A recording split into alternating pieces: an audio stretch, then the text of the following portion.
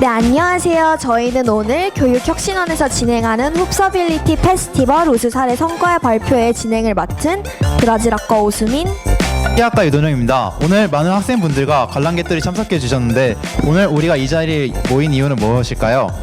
오늘은 2022학년도 흡서빌리티 페스티벌 우수 사례 성과 발표회로 한 해 동안 학습 관련 다양한 프로그램들에서 우수한 성과를 보였던 팀들이 다시 한번 그 내용을 이야기해보면서 공유하는 자리라고 할 수 있습니다. 그러면 지금부터 우수 사례 발표회 시작해 볼까요?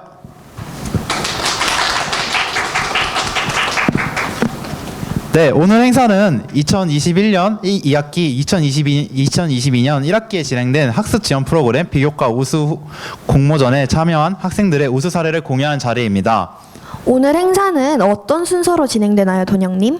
네, 오늘 행사는 개회사, 튜터링, 흡수 스터디, BIOI, 베러월드, 비교과 우수 후기 공모전, 우수 사례 시상, 폐회사로 이어집니다. 아울러 첫 행사인데도 불구하고 많은 분들께서 참여해 주신 만큼 좋은 시간이 되었으면 합니다. 그러면 지금부터 성과 발표회 시작하도록 하겠습니다. 네, 먼저 이 행사를 주최하신 교육혁신원 김현정 원장님의 개회사가 있겠습니다. 큰 박수로 김현정 원장님을 맞이해 주시길 바랍니다. 안녕하세요. 교육혁신원장 김현정입니다. 개회사를 짧게 하는 것도 혁신이라고 생각합니다. 그래서 제가 두 가지만 말씀드리려고 하는데, 첫 번째는 오늘 우리 보시는 것처럼 첫 번째 흡서빌리티 페스티벌입니다. 우리 이렇게 교육혁신원에서 제공하는 프로그램들을 참여해주는 학생들이 없었다면, 그리고 오늘 이렇게 기꺼이 발표하러 이렇게 참석해준 학생들이 없었다면 불가능한 행사라고 생각합니다. 그리고 또 이렇게 성과 공유를 같이 하기 위해서 참석해준 학생들, 모든 학생들에게 감사하다는 말씀을 꼭 드리고 싶고요. 두 번째는 원래 오늘 발표는 따로 상금이나 뭐 이런 것들이 계획이 되어 있지 않았는데, 우리 대학 혁신 지원 사업을 하는 총괄협의회에서 학생들 장학금 수혜를 추천을 해달라고 요청이 와서 오늘 대상을 받는 학생에게 그 장학금 수혜 혜택을 드리려고 하니까 마음껏 역량을 펼쳐주시면 좋겠습니다. 네, 고맙습니다.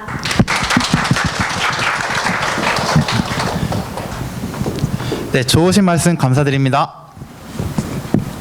네, 가장 먼저 진행할 순서는 튜터링 프로그램입니다. 튜터링 프로그램은 저도 학교 다니면서 정말 많이 들어봤는데요. 혹시 돈영님, 어떤 프로그램인가요? 네, 튜터링은 과목을 먼저 수강한 학생이 튜터로서 지도를 하며 튜티분들과 팀을 구성해서 함께 공부하는 프로그램입니다. 저도 지난번에 튜터링을 하면서 후배님들께 금융시장을 알려드리고 저도 한번 복습할 수 있었던 유익한 시간이었는데요. 이번에도 어떤 튜터링 팀이 좋은 시간을 가졌을지 궁금하네요. 그러면 첫 번째 발표자분 모시도록 하겠습니다.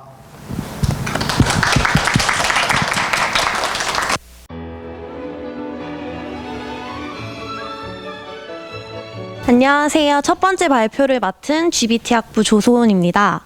저는 작년 2학기에 교육혁신원을 통해서 좋은 기회로 튜터링 프로그램을 진행하게 되었습니다. 이에 대해서 발표를 시작하도록 하겠습니다.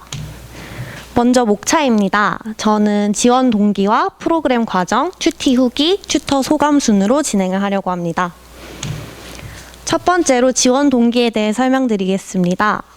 저는 제가 새내기일 당시에 튜터링 프로그램의 튜티로 참여했던 경험이 있었는데요. 그때 만났던 선배님들을 통해서 제가 학교에 대해 잘 몰랐던 정보를 알게 되었고, 지금까지도 연을 이어올 정도로 굉장히 좋은 기억으로 남아 있습니다. 그래서 저도 이렇게 좋은 추억을 후배들에게 만들어주고 싶다는 생각이 들었습니다.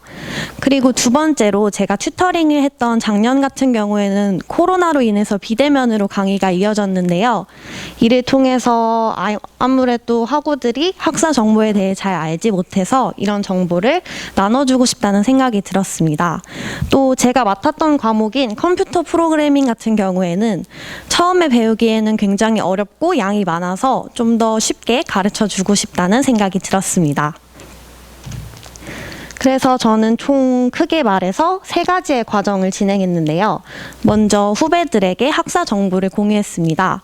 처음에 학교에 들어오게 되면 7+1과 교환학생의 차이 같은 경우에도 이해하지 못하기 때문에 이에 대해서 알려주고 각 이중 전공별로 특징과 트랙, 졸업 요건에 대해서 알아보는 방법을 알려주었습니다.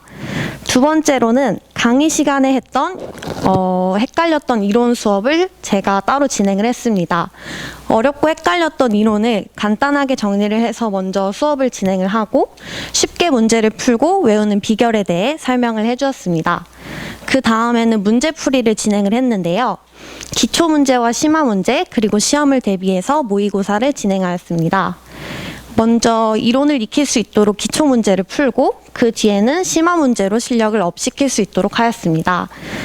시험 시간에는 이제 기출 문제와 예상 문제로 제가 직접 시험 문제를 만들어서 대비를 진행하였습니다. 좀 더 자세히 보여드리면 이론 학습 같은 경우에는 제가 직접 PPT를 만들어서 쉽게 이해할 수 있도록 설명을 하였고 기초 심화 문제 같은 경우에도 제가 하나하나 제작하여서 진행하였습니다. 모의고사 같은 경우에는 제가 시험지를 만들어서 카톡으로 전달을 하고 시간 내에 풀어서 답안을 저한테 제출하면 바로 채점하는 방식으로 진행하였습니다. 특히 프로그램에 제가 흡스구름이라는 사이트를 많이 활용을 하였는데요. 흡스구름 사이트 같은 경우에는 실시간으로 온라인 프로그래밍을 하는 사이트입니다. 코로나로 인해서 튜터링도 온라인으로 진행을 했고 컴퓨터 프로그래밍이라는 특성상 제가 코드를 직접 봐주어야 합니다. 그래서 일단 제가 진도에 맞는 문제와 답안 예시를 작성하면 채점 기준이 인터넷에 입력이 되어 있어서 튜티들이 문제를 풀면 자동으로 채점이 되는 시스템입니다. 본 시스템에서 제가 실시간으로 튜티들이 어디까지 풀었는지 혹시 틀린 부분이 있는지 모니터링을 했고 개개인별로 진도를 맞춰서 튜터링을 진행했습니다.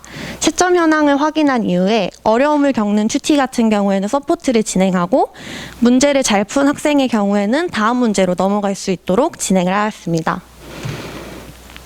또 제가 이렇게 실시간으로 튜티들이 작성할 수 있는 코드를 확인할 수 있는데요. 어려움을 겪는 튜티는 어디서 틀렸는지 직접 확인을 하고 여기 나와 있는 것처럼 제가 직접 채팅이나 아니면 보이스로 어디가 틀렸다라고 피드백을 주면서 진행하였습니다. 결과는 튜티 중에 4명이 A+ 학점을 받게 되었습니다. 감사하게도 튜터링에 굉장히 튜티들이 열심히 참여해 주어서 좋은 결과를 받을 수 있었던 것 같습니다. 다음은 튜티 후기인데요. 튜터링이 끝난 뒤에 제가 물어보지 않았는데도 튜티들이 카톡으로 소감을 보내주어서 넣어봤는데요. 소민 튜티 같은 경우에는 성적을 잘 받게 되어서 감사하다고 했고 저를 알게 된 게 올해 정말 잘한 일이라는 굉장히 좋은 칭찬을 해주었습니다. 재준 튜티 같은 경우에는 제가 시험 대비 때 직접 예상 문제를 줬던 게 쪽집게라고 말을 해주었고 가은 튜티 같은 경우에는 학교 소식을 자세하게 알려줬던 게 도움이 많이 됐던 것 같다라고 말해주었습니다. 마지막으로 제 소감입니다. 저는 처음에 튜터링을 시작할 때 튜티만이 배울 수 있는 과정이라고 생각을 했는데 제가 직접 경험을 해보니 함께 성장할 수 있는 경험이었던 것 같습니다. 끝나고 나서는 더 쉽게 알려줄 걸 하고 아쉬운 마음이 남았고 그리고 그 과정 속에서도 제가 튜티들에게 알려주기 위해서 한 번 더 공부를 하면서 저도 헷갈렸던 부분을 좀 더 메꿀 수 있는 좋은 경험이었던 것 같습니다. 그래서 보다 많은 학원들이 튜터링 프로그램을 통해서 선배와의 만남 그리고 지식 공유의 기쁨을 공유할 수 있었으면 좋겠습니다. 이렇게 좋은 시간을 제공해 주신 교육혁신원 분들께 감사드립니다.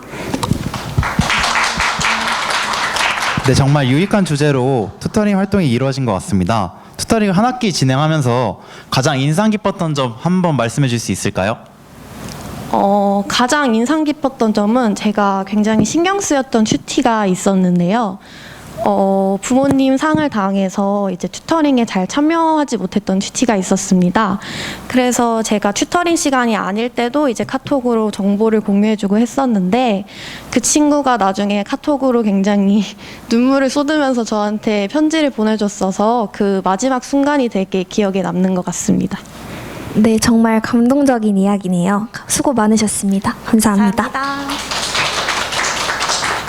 네, 다음은 흡서빌리티 내에서 이루어진 비교과 프로그램 우수 참여 후기 공모전의 우수 사례를 들어볼 시간인데요.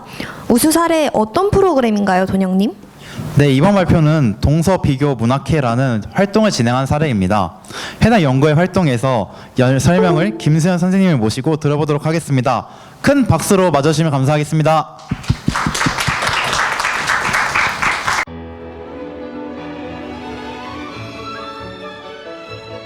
네, 안녕하세요. 중앙아시아학과 김수연입니다.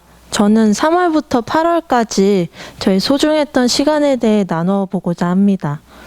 먼저 저에 대한 소개를 간략히 말씀드리자면 저는 16학번입니다. 이게 보통 남자분들이 군대로 인해서 고학번 분들이 많은데 아니 왜 16학번이 학교를 아직도 다니고 있느냐라는 질문을 올해 되게 많이 받았는데요. 1학년 때 저는 학교를 떠난 적이 있습니다.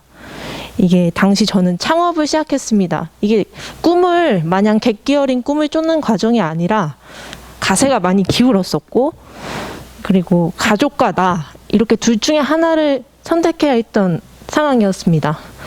그렇게 저는 그중에 여러분들은 그 둘 중에 뭐를 선택하실지는 모르겠지만 저는 가족을 선택해야 했고 그렇게 5년 만에 다시 학교에 돌아오게 되었습니다.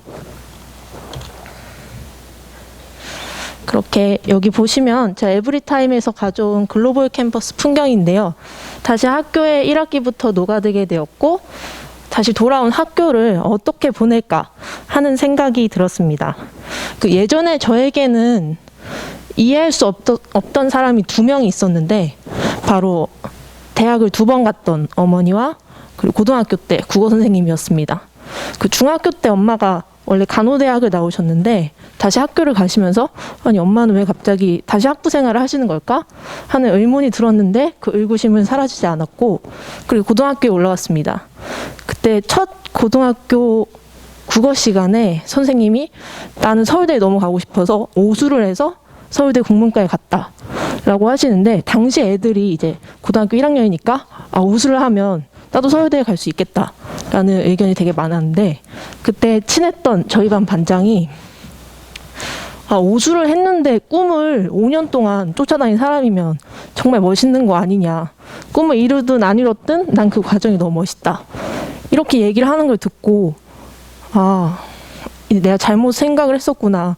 이게 꿈을 쫓는 사람들이 되게 멋있는 거였구나 하면서 어머니를 좀 이해할 수 있었고 그렇게 살아보니 저도 이제 꿈을 이뤄낸 사람들을 존경하게 되었습니다. 그렇게 2월부터 다시 저의 여정이 시작되었습니다. 먼저 1학기 최다 포인트를 획득했던 과정입니다.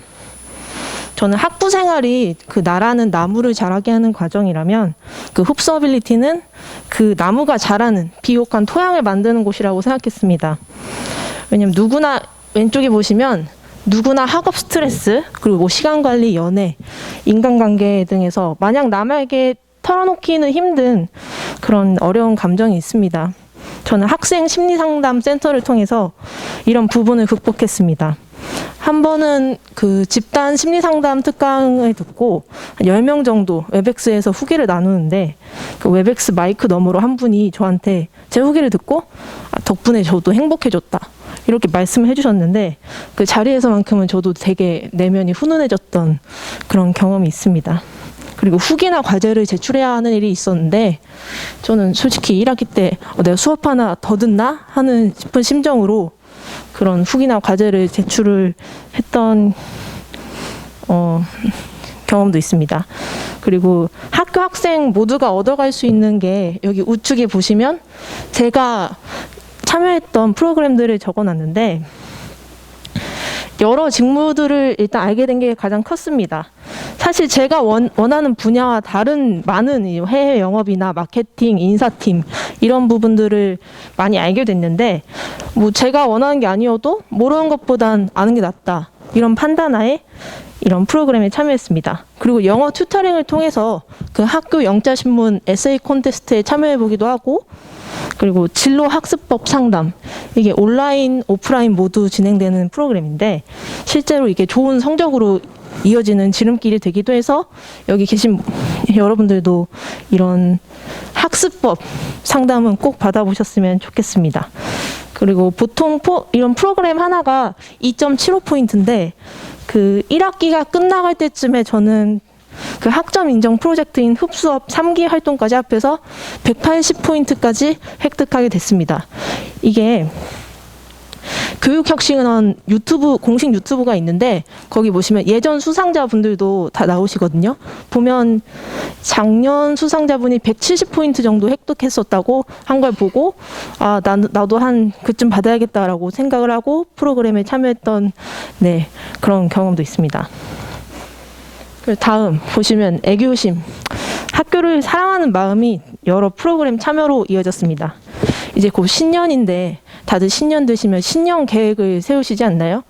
저는 학교 홈페이지를 다시 돌아오면서 홈페이지를 다시 훑었습니다. 그래서 요즘은 어떻게 학교가 흘러가나 하면서 각종 교내 대회를 파악하고 그 학업 플러스 프로그램 활용 계획을 세웠습니다. 그중 하나는 바로 흡스터디 프로그램이었습니다. 바로 동서문학비교연구회라는 이름으로 각자 전공 지역에 대한 교류를 하고 그 지역학 교류와 전공지 문학 작품들을 읽어나가는 것이었습니다. 그리고 참여하면서 미리 저는 제가 흡수어빌리티를 되게 좋아하는데 거기 영상 공모전에도 참여를 해보자 하면서 지원할 때 처음부터 일석이조의 효과를 누려보자고 얘기를 하면서 도전하게 되었습니다. 이렇게 보시면 제가 당시 제출했던 영상 중 캡처를 한 건데 체리님 그리고 저, 준호님, 정현님 이렇게 자리에 오진 못하셨지만 그래도 제가 이렇게 그나마 영상 캡처본이라도 공유할 수 있어서 되게 좋습니다. 그리고 전자책을 만들었는데 제가 사실 들고 오다가 택시에 두고 내려가지고 보여드리지 못하는 점이 아쉽지만 그 분홍색의 되게 아기자기한 책이거든요. 그 104페이지의 전자책을 만들었고 저희는 여름방학 동안 솔직히 방학이 쉬는 기간이 아니었는데 저한테는 그 흡스터디 활동을 하면서 책을 계속 읽고 매주 PT를 하고 이렇게 영상까지 만들면서 그런 알찬 방학을 보낼 수 있었습니다. 그렇게 여기 보시는 거는 그 전자책, 원래 1차적으로는 전자책을 만들었습니다. 그 전자책을 만들어서 그 학교 넘어 밖에 사람들한테도 SNS로 그 전자책을 공유했고 여기 제가 택시에 두고 내린 저 분홍색 책, 저 책들을 그 학과 사무실이랑 교수님들도 방학 내내 솔직히 지도해 주셔서 이제 학기 중에 아닌데도 감사하다 하면서 책을 드리고 그리고 후배들도 나중에 들어올 신입생 분들도 볼 수 있게 과방에도 배치를 해놨습니다. 그리고 이게 책 만드는 과정이 104페이지밖에 안 됐다 했는데 되게 6주 내내 만들었는데도 104페이지여서 이게 책 한 권 만드는 것도 진짜 힘들구나라는 저의 첫 발간작이 되었습니다. 그리고 맨 우측은 제가 방학 동안 읽은 책인데 정말 학기 중보다 더 열심히 공부를 한 것 같습니다. 그리고 번외편으로 자리에 오지 못했지만 아까 보신 남성분 준호님은 여전히 그리스 문학 세계에 빠져 살고 계시다라고 말씀을 나눠주셨고 그리고 정현님은 학기 중에 모르는 거를 오히려 방학에 더 알게 됐다라는 후기를 전달해 주셨고 그리고 체리님은 여전히 교육혁신원에서 조교로도 활동하고 계시는데 이렇게 다 이렇게 좋은 사람들을 알게 돼서 너무 좋다라고 하셨습니다. 그리고 역시 중요한 건 꺾이지 않는 마음이라고 요즘 유행어가 있는데 저도 이렇게 종강하고 이번 연도를 돌아볼 수 있는 시간을 갖게 되어서 너무 좋았습니다. 행복한 크리스마스 되시고 2023년에도 새해 복 많이 받으시길 바랍니다. 감사합니다. 네, 정말 좋은 발표 해주셔서 감사합니다. 네, 이제 훅스 스터디 사례 발표 순서로 넘어가도록 하겠습니다. 훅스 스터디는 교육혁신원 교수학습개발부에서 주최하는 동일 전공 혹은 전공강 융합팀을 구성한 후 공통의 관련 주제를 심화학습함으로써 전공 역량 증진 및 다양한 분야의 새로운 도전을 지원하는 협동학습 프로그램입니다. 올 한 해 훅스터디의 우수 사례에는 어떤 것들이 있었는지 궁금한데요. 첫 번째 발표자는 누구시죠? 네, 먼저 첫 번째 발표자는 임형준님입니다. 발표자님 앞으로 모시겠습니다. 뜨거운 박수로 맞이해 주시기 바랍니다.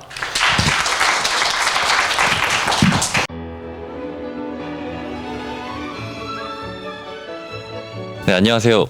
훅스터디에서 최우수상을 받아서 이번 발표를 하게 된 팀장 임형준이라고 합니다.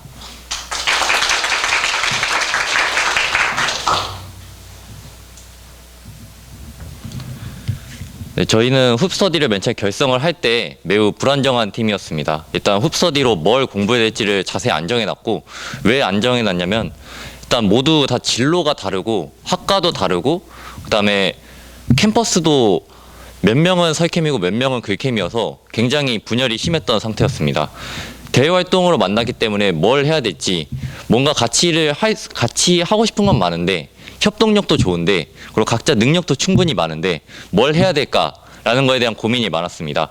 그래서 뭘 하게 되면은 누구는 피해를 보게 될 것 같고, 뭘 안 하면은 또 이제 뭔가 안 한 거에 대한 아쉽고, 그래서 뭘 우리가 할 수 있을까 했을 때 저희가 생각해 볼 수 있는 거는 같이 많이 읽고 많이 토론하고 많이 생각해 보고 많이 결과물을 내보자, 글을 써보자, 이런 문제로 접근을 하다 보니까 결국에는 사회 문제 분석과 토론으로 갈래를 정해지게 되었습니다.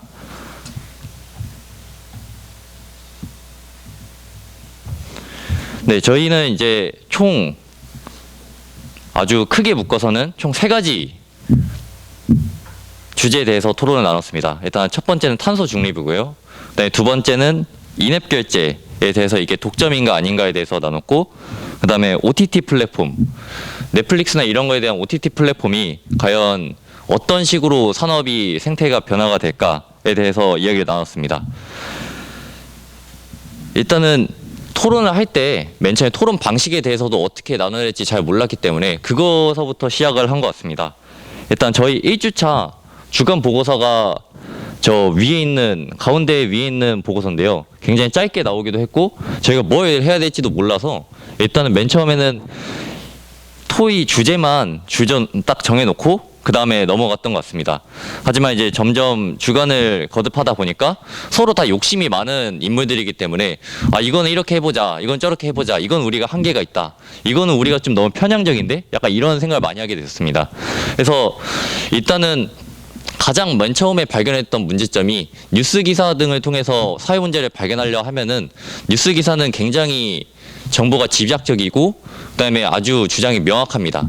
근데 그걸 읽고 있다 보면은 저희가 이 기자의 의견에 동의를 하게 되는 경우가 많은데 이 기자 같은 경우도 이해관계가 있다는 겁니다. 그래서 저희 이해관계에서 이게 충돌하는 방법도 있을 수도 있고, 아니면 딱 읽기 좋게만 만들어줘서 그냥 우리의 말을 옹호해주는 그런 뉴스 기사도 많다는 겁니다. 그래서 진정한 쟁점을 파악하려면 어떻게 해야 될까 했을 때 저희가 생각한 거는 논문을 찾아보거나 경험을 찾아보거나 아니면은 저희의 더 막 출처해서 분석해 보는 것이었습니다. 그래서 저희 같은 경우는 이 방법을 하나씩 발견할 때마다 다음 주간 보고서에 계속 추가를 했고, 결국 나중 가서는 게스트를 초청하는 방식으로 저희의 경험의 한계를 더 넘어서서 너희는 우리를 아예 안 겪어봤잖아, 우리가 토론 방식을 이렇게 하는 걸 모르잖아, 너가 봤을 때 우리를 보면 어때? 막 이런 식으로 물어보면서 게스트를 초청하는 방식으로 한계를 돌파하기도 했고, 아니면은 이제 아예 저희가 동의하지 않는 거에 대해서, 왜 동의하지 않는 거에 대해서 한번 저희의 불쾌감을 건드려 보기도 했습니다. 누가 봐도 예를 들어서 최저시급 문제에 대해서도 최저시급을 낮춰야 된다에 대해서 우리가 한번 주장을 해보자, 이런 식으로 접근을 해보는 식으로 해서 저희가 최저시급을 올린다라고만 생각을 해봤지, 아니면 동결시킨다고 생각해봤지 낮춘다는 생각 안 해봤기 때문에 낮춘다는 생각을 해보고 그에 대한 주장이 뭘까, 어떤 이해관계가 있을까, 정치계에선 이걸 어떻게 다루고 있을까에 대해서 얘기를 나누다 보니까 지금 7주차 이렇게 잘 안 보이는 것처럼 엄청나게 많은 글이 나오면서 보고서를 쓰게 되었습니다. 저희가 가장 많이 발달된 능력은 총 3가지라고 생각합니다. 일단 첫 번째가 쟁점 파악. 일단은 막 찬반을 넘어서 찬반을 던질 수 있는 쟁점, 질문을 던질 수 있느냐가 좀 중요하다고 생각을 합니다. 그래서 뭐가 중요한 거냐? 우리가 지금 이 자리에 모인 이유가 뭐냐? 우리가 방학 시간인데 방학인데도 그 바쁜 와중에 막 토익이나 이런 걸 준비해 졸업 조건을 준비하는 와중에 우리가 왜 모였냐에 대해서 계속 질문을 던졌기 때문에 쟁점 파악에 대해서 굉장히 많이 중요시 여겼습니다. 그래서 쟁점을 파악하면은 또 다른 쟁점이 나오고 쟁점이 또 파악하면 또 계속 나온다는 게 굉장히 신기해서 가능하면 주제를 딱 2주 만에 끝내도록 했었습니다. 그래서 책 한 권이나 아니면 뉴스 기사를 잡고 주제를 잡고 그다음에 그거에 대해서 이제 일주일 동안 참고 문헌이나 참고 논문이나 아니면 뉴스 기사나 아니면 관련 전문 서적을 통해서 더 봉강을 하고 그다음에 다시 한번 그거에 대해서 이야기를 나눠보는 식으로 해서 딱 2주 과정으로 한 주제는 그렇게 끝이 냈습니다. 그래서 쟁점을 파악을 하면은 관련된 지식을 경험과 연관시키는 게 아주 능력의 발달이 많이 됐습니다. 그래서 이게 굉장히 중요하다고 여겨졌는데 경험과 연관짓지 못하면은 공감을 못하니까 동기부여가 안 됩니다. 학생들이 뭐 어떤 거에 대해서 할 때 가장 그거에 대해서 많이 막 논문까지 찾아보려면은 동기부여, 재미가 가장 중요하다고 생각하기 때문에 경험과 어떻게든 연관시키려는 게 많았습니다. 그리고 마지막으로 서로의 가치관을 어떻게 하면 조심스럽게 나눌 수 있을까?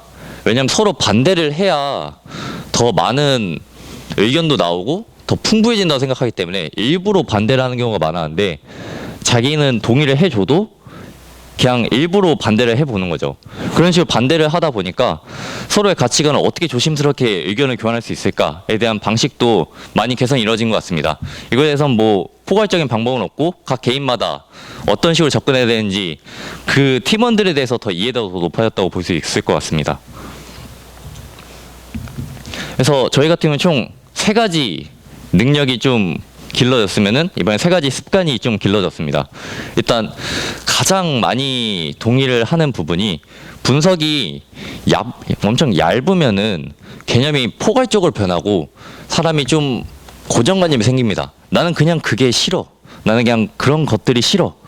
였다가 분석이 되면 난 그런 것 중에 이런 요소가 마음에 안 드는데 이런 요소가 이 정도 강도일 때 나는 싫어로 바뀝니다. 이러면 타협의 여지가 많이 생깁니다. 타협의 여지가 많이 생기면은 그거에 대해서 좀 알아볼 수도 있고 무지에 의한 혐오가 사라지는 걸 많이 느꼈습니다. 그리고 사회 현상과 분쟁에 대해서 맨날 대학생활을 하다 보니까 너무 학점에 쫓기다 보니까 아예 관심을 안 두고 있었는데 이번 기회로 많이 두게 돼서 흥미가 더 많이 확장되는 계기가 되기도 했습니다. 그리고 뉴스 기사 같은 거를 예전에는 그냥 레포트 때문에 찾아보곤 했었는데 이번에는 완전히 저희가 자율적으로 능동적으로 탐색할 수 있다는 경험이 굉장히 색달라서 더 재밌었습니다.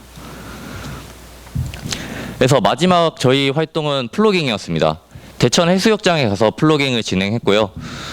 탄소 중립이란 주제를 다루면서 우리가 환경에 대해서 실질적으로 할 수 있는 게 뭔가, 환경은 진짜 나쁜가, 그렇다면 막 했던 이제 수다 중에서도 해수욕장은 진짜 쓰레기가 많지 않을까라는 주장이 나왔고 한번 가서 확인을 해보자 라는 말이 나와서 플로깅을 하게 되는데 실제로 해수욕장에 쓰레기는 많습니다. 하지만 그만큼 환경비화원도 많기 때문에 메인 거리는 쓰레기가 거의 없었습니다. 하지만 메인 거리가 아닌 거리에는 여전히 쓰레기가 많았고 그에 대해서도 좀 많이 느낄 수 있었습니다. 역시 모르면은 포괄적으로 많을 거다, 없을 거다라고 하지만 분석이 많거나 아니면 관찰이 많아지면은 어떤 조건에 많을 거다, 어떤 조건에 적을 거다를 다시 한번 확인할 수 있었던 경험이었습니다. 네, 감사합니다. 네, 이명주님 발표 잘 들었습니다. 질문이 한 가지 있는데요. 말랑몰랑한 활동을 진행하면서 가장 인상 깊었던 부분이나 공유해 주시고 싶은 일화가 있으신가요? 일단은 가장 기억에 남는 거는 맨 처음에 뭘 해야 될지 모르는 불안감이 가장 기억에 남습니다.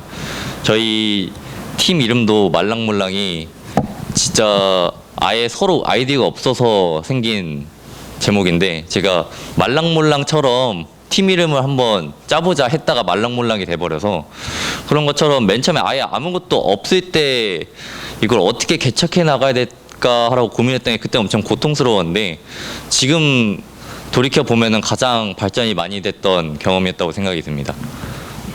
네, 흡스터디가 참여자들에게 좋은 경험이 된 것 같습니다. 다음 차례는 이자연님, 김민아님, 박소연님입니다. 큰 박수로 맞이해 주시면 감사하겠습니다.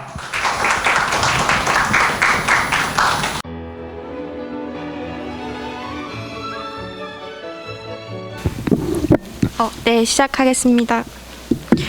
안녕하세요. 저희는 이번 흡스터디 우수 사례 성과 발표회에서 발표를 맡은 2021년도 흡스터디 최우수상을 수상한 마모르 팀의 박소연, 이자연입니다.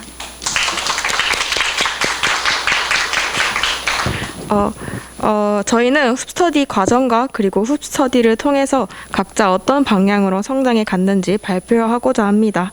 그리고 그 발표에 앞서 저희가 최종 보고서로 제출한 영상 먼저 보여드리겠습니다. 지금부터 흡스터디 마모르 팀의 최종 보고서 발표를 시작하겠습니다. 목차는 다음과 같습니다. 먼저 팀명의 유래와 결성 이유를 설명한 후 7회에 걸친 마모르 팀의 활동 내용을 간략하게 소개하겠습니다. 그리고 마지막으로 팀원들의 소감을 발표한 뒤 마치도록 하겠습니다. 팀명인 마모르는 일본어로 지키다라는 뜻입니다. 제대로 공부하자는 초심을 잃지 말고 지키며 우리가 스스로 짠 계획을 지켜서 활동하자는 뜻으로 저희의 전공 언어인 일본어를 사용해서 지어보았습니다. 일본어를 공부하고자 하는 확실한 목적이 있는 한 팀원 모두가 일본어 통번역학과인 것이 좋을 것 같다고 판단했고 생활 및 공부 패턴이 비슷한 세 사람이 모여 팀을 결성하게 되었습니다. 다음으로 활동 목적입니다. 학년이 오를수록 공부의 양이 방대해져서 그때그때 과제하는 것만으로도 벅찼기 때문에 공부한 내용이 진짜 내 것이라고 할 수 있는지 의문이 들었습니다. 따라서 세 사람이 함께 듣는 과목을 분배하여 복습하여 서로에게 수업을 해주는 등 내실을 다시는 공부를 하고 싶었습니다. 그리고 12월 5일에 실시되는 일본어 실력을 측정하는 척도라고 할 수 있는 JLPT 시험을 대비하기 위함입니다. 활동은 중간고사를 기점으로 전반에 4회, 후반에 3회로 총 7회, 17.5시간 동안 이루어졌습니다. 먼저 1회차 및 OT 활동 내용입니다. 저희 팀은 지도 교수님이신 윤지원 교수님과 OT를 하기 전 먼저 팀원들끼리 앞으로 어떻게 활동할지 회의하는 시간을 가졌습니다. 그리고 OT에서는 교수님과 함께 팀원 개개인의 학습 특성을 알아보는 시간을 가지며 팀원들이 어떻게 학습해야 공부한 것들을 효과적으로 체득할 수 있을지 탐구해 보았습니다. 특히 서로에게 어울리는 학습 방법을 듣고 가르치는 입장이 되어보는 강의형이 우리들에게 효과적이라는 것을 알 수 있었던 것이 가장 좋았는데 이것은 3회차 활동을 하는 데에 실마리를 제공하였습니다. 2회차 활동은 대면으로 실시하였습니다. 하쿠시키니 나리타이, 즉 박식해지고 싶다는 것을 이번 활동의 주제로 삼았습니다. 2회차에는 세 사람이 함께 수강 중인 일본어 원서 강독 수업의 단어장을 미리 만들어 와서 단어 테스트를 보고 함께 본문을 읽으며 수업 시간에 놓쳤던 부분이나 어려웠던 부분을 복기했습니다. 지금 보고 계시는 자료 사진은 실제 중간고사 시험지와 같은 양식으로 만든 단어 테스트지입니다. 이렇게 실전과 똑같은 자료를 만들어서 효과적으로 암기하기 위해 노력하였습니다. 3회차는 이쇼켄메, 열심히 공부하자는 팀원들의 각오를 주제로 하였습니다. 2회차와 마찬가지로 함께 듣는 수업에 중간고사를 대비하는 활동을 하였습니다. 박소연 하고는 경어 표현, 김민아 하고는 희망 표현, 이자윤 하고는 가정 표현을 맡아 4시간 정도 되는 수업의 분량을 30분으로 압축했고 새로 자료를 만들어 팀원들 앞에서 수업을 했습니다. 일본어를 공부할 때 가장 까다롭다고 할 수 있는 문법을 확실히 짚고 넘어갈 수 있는 시간이었습니다. 4회차는 중간고사 직전 주에 실시하였습니다. 따라서 새로운 활동보다도 지금까지 스터디에서 공부했던 내용들을 복습하고 시험 공부에 도움이 될 만한 자료를 공유하였습니다. 스피치를 대비하기 위해 서로 녹음 파일을 공유하고 피드백을 했고 회화 대본에서 어색한 부분을 고쳐주기도 하였습니다. 이것은 일본어 관용 표현을 정리한 프린트입니다. 스터디 활동 중에 암기하기 쉽도록 한국어로 재미있게 풀이하여 정리해 보았습니다. 사회차 활동의 주제인 네코노 테모 카리타이, 이것이 바로 이 관용 표현 프린트에서 나온 것으로 고양이 손이라도 빌리고 싶을 정도로 바쁜 팀원들의 상황을 재미있게 표현해 보았습니다. 5회차에는 유메라는 말 그대로 자신의 꿈이나 관심사에 대한 기사를 조사하고 발표하는 시간을 가졌습니다.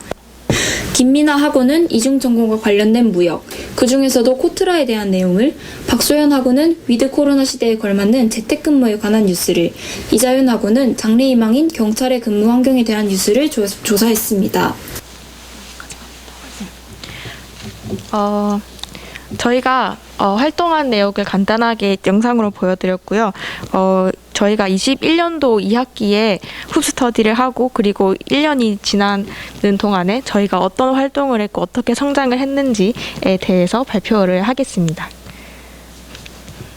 네, 첫 번째 김미나 학우는요, 지역 전문가 양성 프로그램인 지탭에 합격을 하였고, 그리고 전 세계에서 가장 큰 식품 전시회인 태국 타이펙스에 참가하여 바이어들과 영어 그리고 일본어로 수출 상담을 진행하였습니다. 또한 글로벌 라이브 커머스 셀러 과정에 참여하고 창업 동아리 활동에서 방송을 진행한 등 전문성을 키워나가고 있습니다. 다음으로 저는 흡스터디를 통해서 일본 현지 취업이라는 소중한 목표가 생겨서 올 한 해는 일본어 공부에 더욱 집중하는 시간을 가졌습니다. 수업을 통해서 전공생들과 진로에 대해 고민을 하면서 일본 기업의 종합직에 지원 해보고자 결정을 하였습니다. 지난번 흡스터디를 통해서 일본어 자격증 N2를 취득한 것에 이어 올해는 N1을 합격을 하였습니다. 네, 마지막으로 저는 흡스터디 이후에 JLPT N2 자격증을 취득하는 데 성공하였고, 지금까지 일본어를 공부할 때 읽기 위주로 공부를 했다면 스터디 이후에 부족하다고 느꼈던 스피킹이나 리스닝 공부를 중점적으로 하고 있습니다. 그리고 통번역 학과이니만큼 순차 통역 등의 통번역에 특화된 것을 많이 연습을 하고 있고요. 좀 더 실무적인 공부를 하기 위해 노력을 하고 있습니다. 네, 올 한 해 2022년 동안 이렇게 값진 경험과 능력을 쌓을 수 있었던 것은 2021년도 2학기 흡스터디 프로그램 덕분이라고 생각합니다. 저희는 흡스터디 활동을 가로등에 비유를 했는데요. 스스로 계획을 하면서 재미있게 공부를 했기 때문에 전공인 일본어에 흥미를 더욱 가질 수 있었고, 이 가로등 불빛을 이정표 삼아 우리 모두가 꿈을 찾을 수 있었다고 생각합니다. 더 많은 분들이 흡스터디 활동을 통해서 저마다의 가로등을 찾기를 바라면서 이상 발표를 마치도록 하겠습니다. 지금까지 마무리였습니다. 감사합니다. 흡스터디는 정말 다양한 주제들로 협동학습을 하는 프로그램인 것 같네요. 정말 잘 들었습니다, 마모르팀. 감사합니다. 네, 다음 발표 순서는 베러월드입니다. 베러월드라는 단어처럼 더 나은 세상을 만들기 위해서 학우분들께서 어떤 노력들을 해주셨을지 궁금한데요. 돈영님, 베러월드는 어떤 프로그램인가요? 네, 베러월드는 교육혁신원에서 보다 나은 사회를 만드는 데 도움을 줄 수 있는 창의적 아이디어를 개발하는 프로그램입니다. 보다 나은 사회를 위해서 어떤 아이디어들이 나왔을지 궁금한데요. 정말 기발한 아이디어들이 많이 소개될 것 같아 정말 기대됩니다. 그러면 사례 발표를 들어보도록 하겠습니다. 첫 번째 발표는 흡스 플러스라는 주제로 심덕순님께서 발표해 주시겠습니다. 뜨거운 박수로 맞아주시기 바랍니다.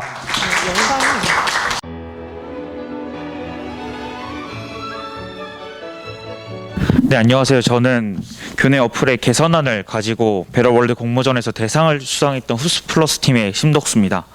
먼저 저희가 어떤 개선안을 만들었는지 한번 영상으로 보시겠습니다. 안녕하세요. 저희는 교내 어플의 사용에 있어 정보 활용도의 개선을 목표로 조사 및 연구를 진행한 흡스 플러스 팀입니다. 저희는 재학생 입장에서 교내 어플, 한국외대 어플을 사용함에 있어 요과되지 않은 정보의 표시와 이에 따른 필요 정보 수용 및 활용 단계에서 겪는 어려움을 개선하고 모임 및 유학생활 커뮤니티 컨텐츠를 반영하여 사용자 간 상호작용을 유도할 수 있는 프로토타입을 구상하였습니다.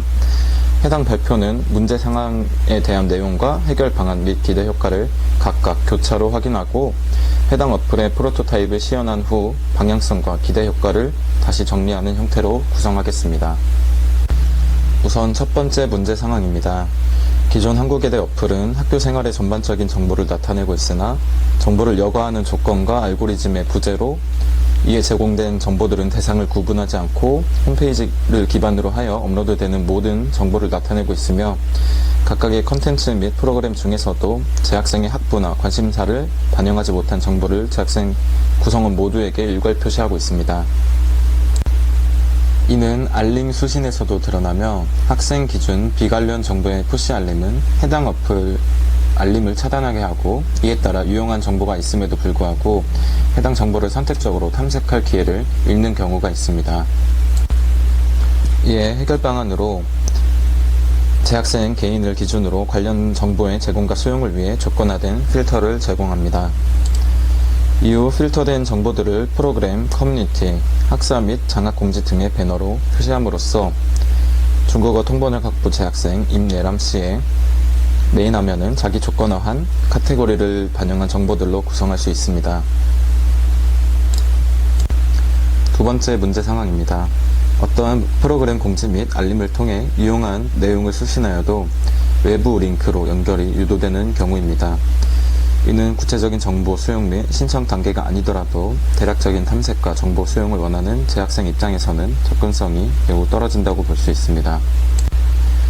이에 관련 정보의 접근과 활용을 앱 내에서 해결할 수 있도록 해당 페이지를 제공합니다.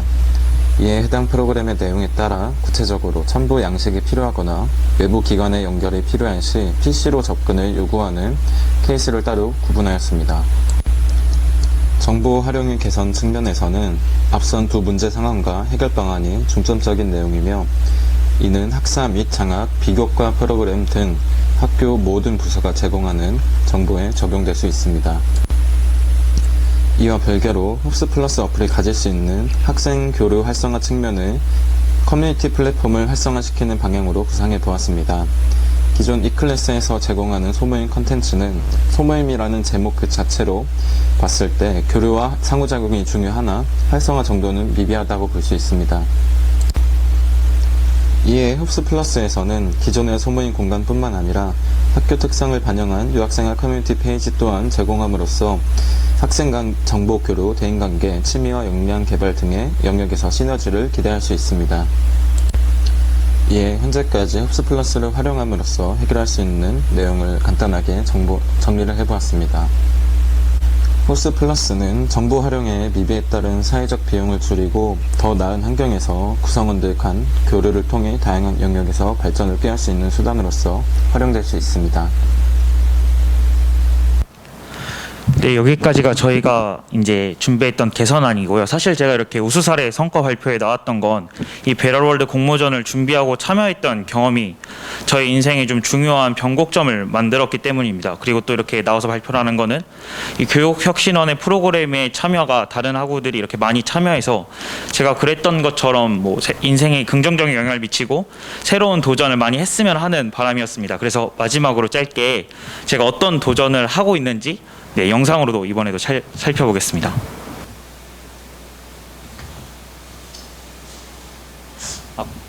코덱이 필요하네. 그냥 제가 말로 발표하겠습니다. 네, 저는 지금 세차 예약 중개 플랫폼의 팀의 대표를 맡고 있고 스타트업을 준비하고 있습니다.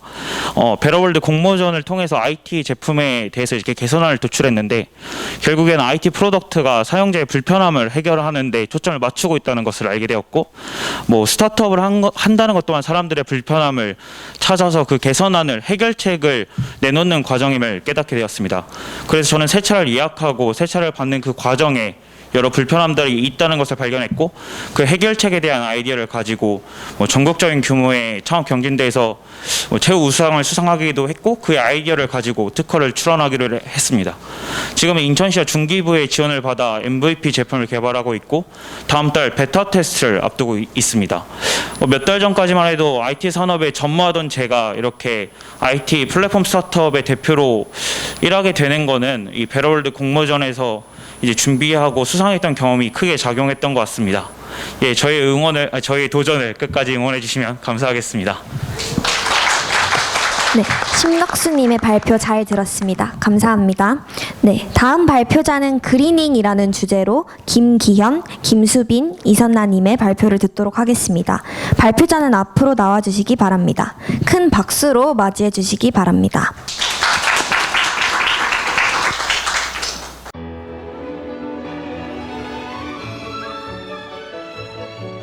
안녕하세요. 베럴월드 아이디어 공작소에서 수상을 한 그리닝 팀의 발표자 김수빈입니다.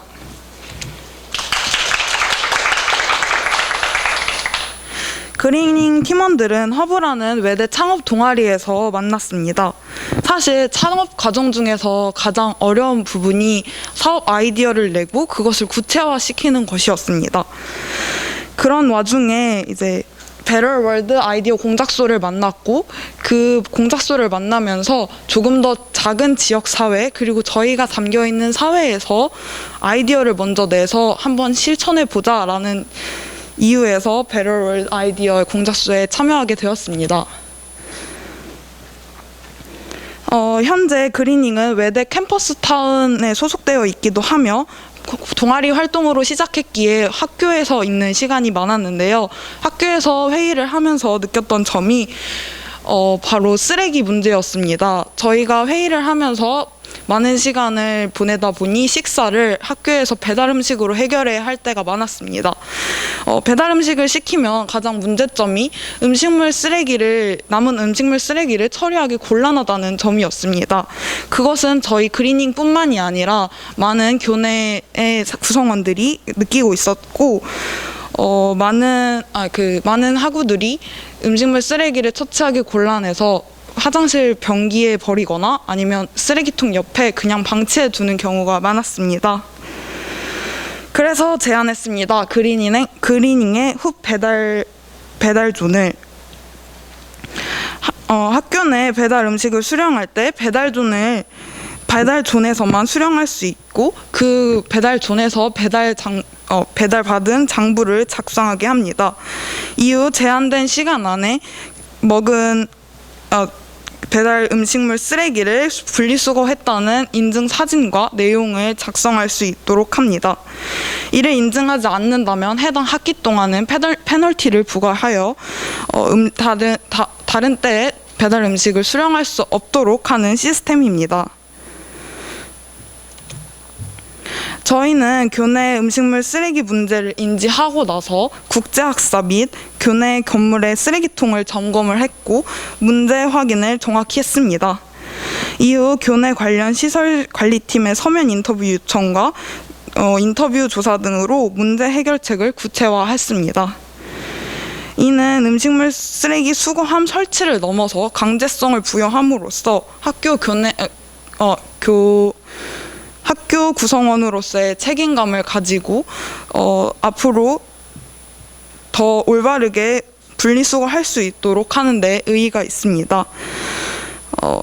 관리가 쉬운 시스템을 도입하여 클린한 캠퍼스, 관리해 주시는 분의 고충을 덜어드리는 더 나은 세상에 적합한 아이디어라고 자부합니다. 하지만 서면 인터뷰 비협조와 짧은 기간 그리고 피드백 부재 등 구체화하고 실현할 수 있는 기회가 너무 적었던 점이 아쉬웠습니다. 그리닝은 여기서 그치지 않고 아이디어 공작소 경험에 자신감을 얻어 더 큰 지역 사회에서 혁신을 일으키고자 했습니다. 현재 수요가 줄어가고 있는 금산 인삼의 전통과 지역 경제를 지키기 위해 2030 세대에 맞는 트렌디함과 맛있는 맛으로 홍삼 제품을 개발하고 판매하고 있습니다. 현재 펀딩을 성안리에 맞춰서 정식 런칭을 준비하고 있는데 한번 보여드리기 위해서 저희 제품을 가져와 봤습니다. 이렇게 지금 2030 세대들이 좋아할 만한 트렌디한 디자인과 홍삼이 써서 맛이 없다는 그 점을 보완하여 맛있게 만든 홍삼입니다. 또한 여기서 그치지 않고 저희가 외대의 도움을 많이 받기도 했고 외대에서 시작했기 때문에 외대 학우들에게도 조금 힘이 되고 응원을 하고 싶어가지고 시험 기간에는 이렇게 이런 디자인된 스틱을 나눠주는 등 홍보 활동도 진행했습니다.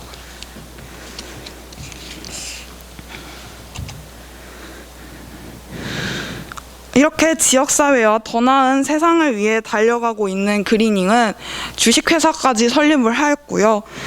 그리고 더 나은 내일을 위해라는 기업 슬로건을 가지고 활동하고 있습니다. 뿐만 아니라 2030 세대들이 원하는 니즈를 충족하면서도 우리의 고유의 것을 지키기 위해 노력하고 있습니다. 우리를 위해 우리가 공감하고 함께 미래로 나아갈 수 있는 방향을 고민하고 학교와 함께 활동을 배우고 경험할 수 있는 그리닝이 되고자 합니다. 큰 지역사회에서 혁신을 일으키고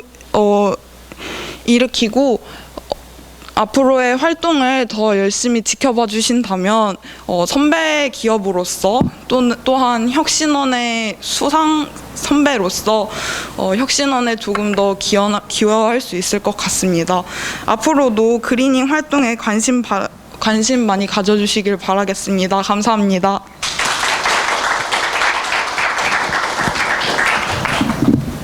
네, 감사합니다. 베러월드는 참 여러 가지 아이디어를 만들 수 있었던 유익한 프로그램이었던 것 같습니다. 이제 마지막 프로그램에 대한 발표만 남겨두고 있는데 수민님, 마지막 프로그램은 BYOI인데 이건 무슨 프로그램일까요? 네, BYOI는 Bring Your Own Ideas라는 슬로건을 가진 프로그램입니다. 교육혁신원 교수학습개발부에서 주최하는 프로그램으로 우리가 비교과 활동을 만들어서 실행해보는 프로그램인데요. 우리 대학의 핵심 역량을 다양하게 신장시킬 수 있는 프로그램입니다.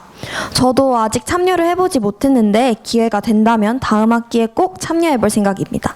그럼 발표하실 분을 모셔보도록 하겠습니다. 이번 발표는 2연패라는 주제로 김범수님께서 해주시겠습니다. 큰 박수로 맞이해 주시기 바랍니다.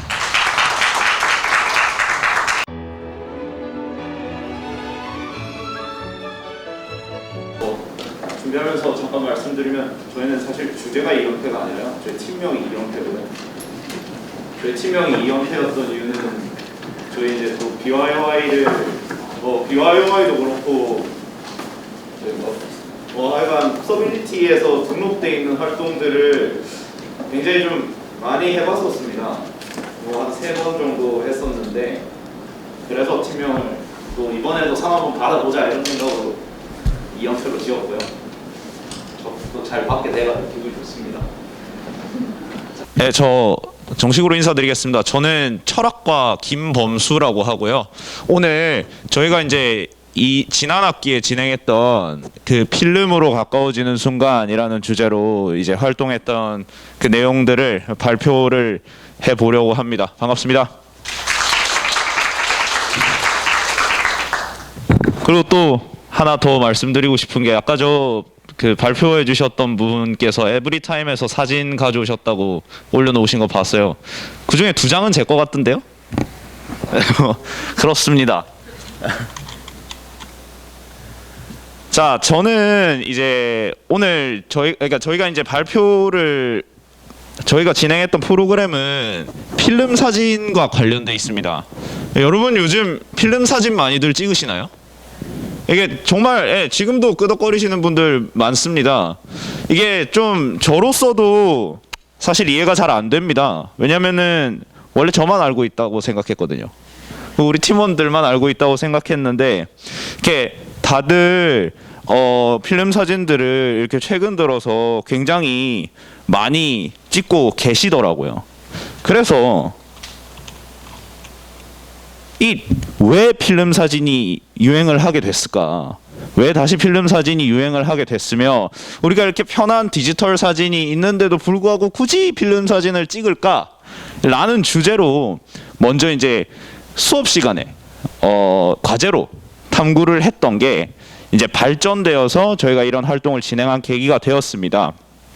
자, 그래서 이제 간략하게 저희가 발견한 그 필름 사진과 디지털 사진이 다른 지점을 말씀을 드리고 그리고 또 이제 얘기를 이어나가도록 하겠습니다.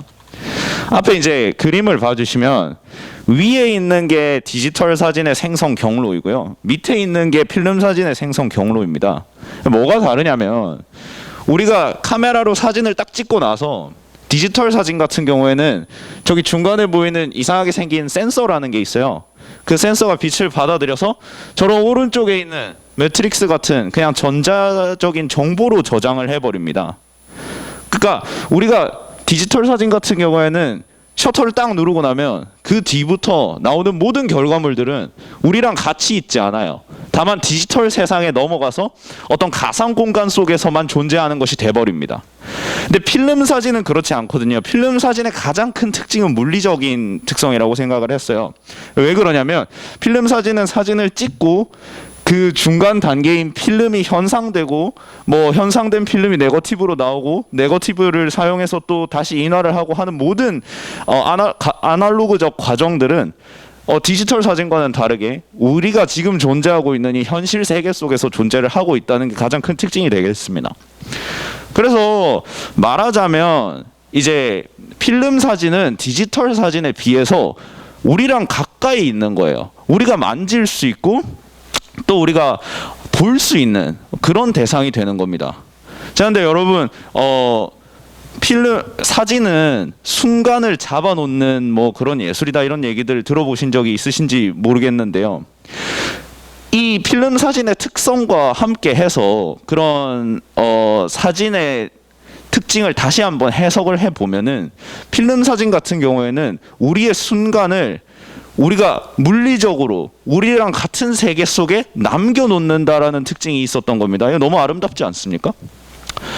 그래서 이제 저희가 생각한 그런 이 필름 사진의 특징, 그러니까 아름다운 이 필름 사진의 특징을 또 트렌드에 맞춰서 좀 극대화를 해보고 싶었습니다. 그러니까 저희가 이렇게 발견한 가치를 여러분들과 나누고 싶었던 거죠. 그래서 생각을 했던 게 그러면 사람들로 하여금 자신의 필름을 직접 현상하도록 해보자. 왜냐면은 우리가 지금 보면 필름 사진 찍으시는 분들은 아시겠지만 필름 찍고 나면 그냥 현상소에 맡겨가지고 그냥 현상 맡기고 스캔 해가지고 파일로 받으면 이게 디지털 사진이랑 다를 바가 없어요.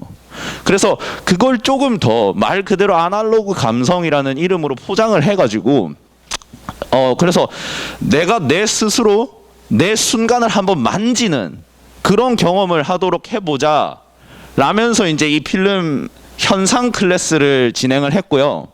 그리고 그런 내가 만약에 예를 들어서 내 필름을 직접 현상을 해서 내 순간을 만질 수 있으면 그 필름 안에 들어있는 얼굴이 내 얼굴이라면 내 사진이라면 결국은 내가 내 스스로 나의 순간을 남기는 그런 멋진 행위가 될 수 있겠구나. 그래서 셀프 조상 프로젝트를 진행을 했었습니다.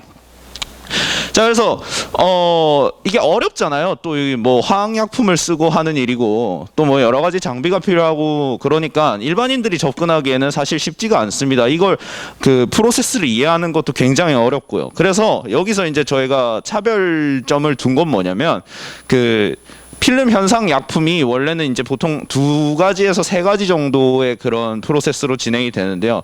저희는 그걸 하나로 합쳤습니다. 저희가 합친 건 아니고요. 그 원래 이렇게 합쳐져 가지고 나오는 신약이 개발이 됐다 그래서 그걸 적극적으로 이제 사용을 해서 이 현상 클래스를 진행을 한 겁니다. 자, 그래서 현상 프로그램을 한 4회차 정도 진행을 했었습니다. 그러니까 BYOY 활동을 하면서요. 그리고 이제 아까 말씀드렸던 그런 저희들이 생각한 가치를 이렇게 나누기 위해서 굉장히 많은 노력을 했습니다. 이 사진 클래스를 현상 클래스를 진행하면서요. 근데 이제 그러던 중에 뜻밖의 또 소식이 들려옵니다. 한미사진미술관이라고 그 한미약품재단에서 운영하는 그 사진 전문 미술관이 있습니다. 그 이제 분관이 삼청동에 있는데요. 매년 전국의 미술관과 박물관에서는 박물관 미술관 주간이라는 행사를 진행합니다. 근데 거기에서 이제 이번에 한미사진미술관에서의 주제는 필름 사진이었어요. 그래서 그 필름 사진 프로그램을 진행하는데 저희 팀이 선정이 됐습니다. 그래가지고 이제 한 2회차 정도는 한미사진미술관이랑 같이 협업을 해가지고 이런 사진 현상 클래스를 진행을 했던 거죠. 너무 좋은 결과 아닙니까? 이 저희 프로그램의 커리어 피크라고 생각을 했었습니다. 그리고 다시 아까 이제 그 더 발전된 셀프 초상 얘기로 돌아와서 셀프 초상은 사실 몇 분 많이 진행을 하지는 못했습니다. 이게 왜 그러냐면 시간이 너무 많이 걸리고, 그러니까 사진을 찍는 것부터 해가지고 현상을 하는 데까지 시간이 너무 많이 걸려가지고 저희가 이걸 따로 계속 더 진행을 하지는 못했습니다. 나중에 말씀드리겠습니다. 다른 방식으로 진행을 하도록 했다. 그거는 이제 프로그램 이후에 이렇게 말씀을 드릴 수가 있겠습니다. 자, 그래서 프로그램을 진행하면서 일단 저희가 알리고 싶었던 가치들을 프로그램을 참가하신 많은 분들께서 공감해 주셨다는데 굉장히 감사한 마음을 가지게 됐었습니다. 그리고 마찬가지로 이제 팀 내부에서도 제가 느낀 점들이 많았는데 간략하게 좀 말씀을 드리면 가장 중요하게 저희가 협업하는 그 능률을 알 수가 있었다는 점이 참 인상이 깊습니다. 저는 여러분들이 어떻게 평가하시는지 모르겠지만 굉장히 열정 넘치고 또 사진을 사랑합니다. 근데 다른 팀원들 같은 경우에는 또 제가 사진을 사랑하는 것만큼이나 그들 각자의 역할들이 또 있었어요. 그래서 그들 각자의 역할들을 학교에서 제공하는 드라이브를 사용해서, 클라우드 드라이브를 사용해서 저희가 참 능률적으로 조화를 시킬 수 있었습니다. 그랬더니 아까 한미사진미술관이랑 뭐 프로그램도 진행하고 하는 등등의 좋은 결과들이 있었던 겁니다. 자, 그래서 또 프로그램이 그 이후에 이제 남긴 유산들이 많습니다. 그 가장 기본적으로 첫 번째, 학교 공부를 할 때 저희가 이제 이 프로그램을 진행을 해보고 나서 그 내용을 바탕으로 많은 이제 학술적인 그러니까 공부들을 했습니다. 근데 이제 개인적으로는 저는 제가 이제 진행했던 프로그램 내용을 가지고 졸업 논문을 쓰기로 했습니다. 그래서 이걸 시험에서 레포트로 제출하기도 했고, 그걸 조금 더 발전시켜서 지금 졸업 논문을 쓰고 있는 중입니다. 그리고 아까 말씀드렸다시피 이제 그 셀프 초상의 한계를 봤거든요. 그래가지고 저기 앞에 보이는 멋있게 생긴 카메라로 즉석 사진을 찍어가지고 그걸 이제 셀프 초상으로 사용을 하면 좋겠다. 뭐 그런 식으로 아이템을 좀 더 이렇게 개발할 수 있는 그런 기회가 되기도 했고요. 그리고 이제 마지막으로 진로 탐색인데요. 여러분 솔직히 하고 싶은 거 너무 많지 않습니까? 근데 진로 탐색의 가장 큰 걸림돌이 뭐예요? 돈이랑 시간입니다. 특히나 돈이 없어요. 근데 우리가 이런 아이디어만 가지고 있고 프로그램에 지원해서 합격을 하면 우리가 이제 그걸로 그 지원금을 받았지 않습니까? 그러면 그걸 통해서 내가 생각했던 것들을 한번 실현해 볼 수 있는 좋은 큰 기회가 됐던 것 같습니다. 그리고 그게 실제로 이렇게 많은 결과들로 보여지고 있었고요. 그런데 이제 마지막으로 한 가지 그 심사위원분들께 또 교육혁신원 구성원분들께 제안을 하나 드리면서 마치고 싶습니다. 앞에 보시면 그 되게 좋은 아이디어들 많이 나왔지 않습니까? 그리고 실제로 어마무시한 결과들을 만들어낸 팀들이 많습니다. 저희도 그 중에 하나라고 생각은 합니다. 근데 이 팀들이 이 프로그램이 끝나고 나서 정작 자신의 프로그램들에 대한 학교 차원의 팔로우업을 받지 못하는 경우가 좀 많습니다. 그러니까 예를 들면 아까 어플 개발하셨던 분 같은 경우에도 어플을 어떻게 이걸 개선을 해야 될지는 다 잘 만들어 놓으셨는데 그거 실제로 적용 잘 안 됐거든요. 뭐 그런 식으로 조금 더 이 프로그램이 팔로우업이 될 수 있다면은 좋은 시작에서 또 좋은 끝까지 나아갈 수 있는 그런 계기가 될 수 있을 거라고 봅니다. 저는 오늘 발표 여기서 마치겠습니다. 감사합니다. 네, 좋은 발표 감사합니다. 저도 최근에 필름 카메라에 관심이 생겨서 필름 카메라를 구매하게 됐는데 질문 하나 드려도 될까요? 그러면 범수님께서는 필름 사진 찍을 때 가장 중요하게 생각하시는 포인트가 있으실까요?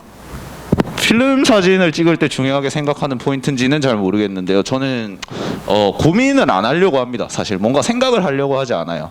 일단 뭐 기본적으로 장면을 만들어낼 수 있는 그런 능력을 믿고 셔터부터 누르면 그 중에 이제 뭐 반짝이는 순간들이 나오더라고요. 네, 그렇습니다. 네, 좋은 답변 감사드립니다. 저도 다음에 사진 찍을 때 아무 생각 없이 한번 찍어보도록 하겠습니다. 감사합니다. 네, 오늘 발표들 중에서 우수한 팀의 경우에는 시상이 있을 예정인데요. 최종 심사에 앞서서 오늘 심사위원으로 모신 분들께 간단하게 금일 발표에 대한 총평을 들어보도록 하겠습니다. 이 자리가 있게 가장 큰 힘을 지원해주신 김현정 원장님의 총평 먼저 들어보도록 하겠습니다.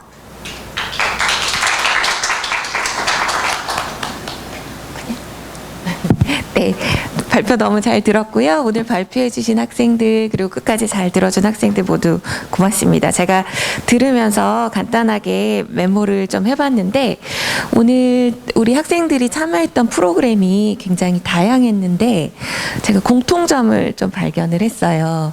공통점이 뭐였냐면 무엇을 할지 어떻게 할지를 스스로 결정하고 활동을 했다는 점이 이제 인상 깊었고, 그리고 그 과정 중에 다른 친구들과 함께 했다는 협동의 과정이 꼭 들어가 있었던 것, 그리고 하고 난 뒤에 무엇을 배웠는지를 어떻게 느꼈고 무엇을 배웠는지 성찰의 기회를 가졌다는 것, 그리고 거기서 멈추지 않고 이 활동이 앞으로 어떻게 더 연계가 될지까지 생각을 했다는 점이 우리 학생들이 이런 것들을 스스로 할 수 있고 해냈다는 것이 굉장히 자랑스럽게 느껴졌고, 그리고 이런 경험들이 앞으로 어떤 환경에서 공부를 하고 뭐 취업을 하고 어떤 일을 하더라도 크게 밑거름이 될 거라고 생각을 했습니다. 네, 수고 많으셨습니다. 네, 원장님 총평 좋은 말씀 해주셔서 감사합니다. 다음으로 교육혁신원 교육선진화 센터장님으로 계시는 김혜진 센터장님께 총평을 들어보도록 하겠습니다. 네, 안녕하세요. 소개받은 김혜진입니다. 예, 저는 학생들이 매번 이런 행사가 공지가 될 때마다 굉장히 많이 지원을 해주시고, 또 저희도 이제 심사숙고해서 이렇게 학생들을 또 지원서를 읽고 또 결과물을 이렇게 심사할 때마다 와, 이렇게 창의적인 학생들, 또 이렇게 자율적으로 스스로 어떤 그 과업들을, 프로젝트를 찾아가지고 하는 학생들이 있어서 정말 미래가 밝다라는 그런 생각을 매번 했어요. 그런데 오늘 이렇게 또 그 과정에 가장 잘한 학생들의 결과물들을 또 보다 보니까 우리 혁신원이 앞으로 해야 할 일이 되게 굉장히 또 중요하구나. 그리고 또 여러분들 외에도 아직 혁신원의 이런 일들을 접하지 못한 많은 학생들에게 이런 경험들을 제공해야 되겠구나라는 또 책임감을 느끼게 됐습니다. 여러분들 미래의 CEO, 또 미래의 우리 학교뿐만 아니고 우리 사회를 이끌 주역이 되실 분들인 것 같아요. 앞으로도 여러분들의 미래를 응원하겠습니다. 네, 센터장님 총평 감사합니다. 마지막 심사위원이신 교육혁신원에서 교육과정혁신과 교육성과관리를 총괄하고 계시는 원효식 팀장님의 총평을 들어보도록 하겠습니다. 네, 안녕하세요. 예, 교육과정혁신팀장 원효식입니다.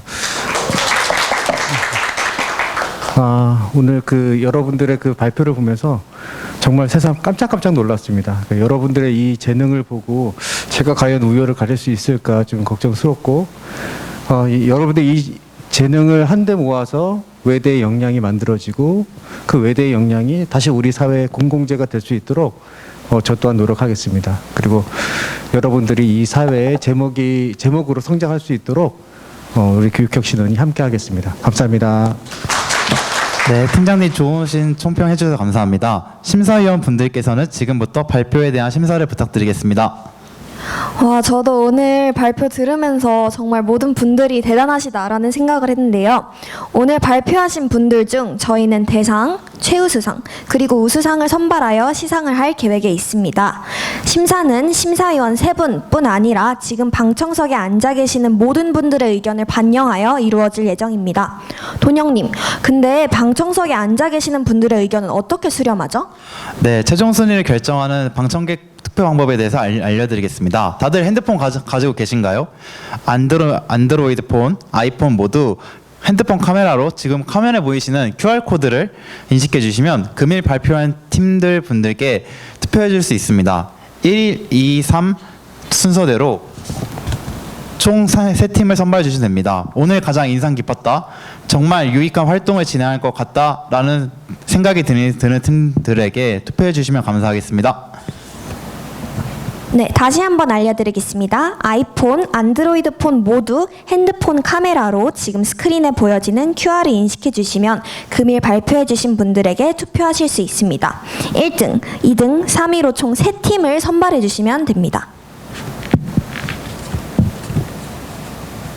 네, 이것으로 일부 사회를 모두 마치도록 하겠습니다.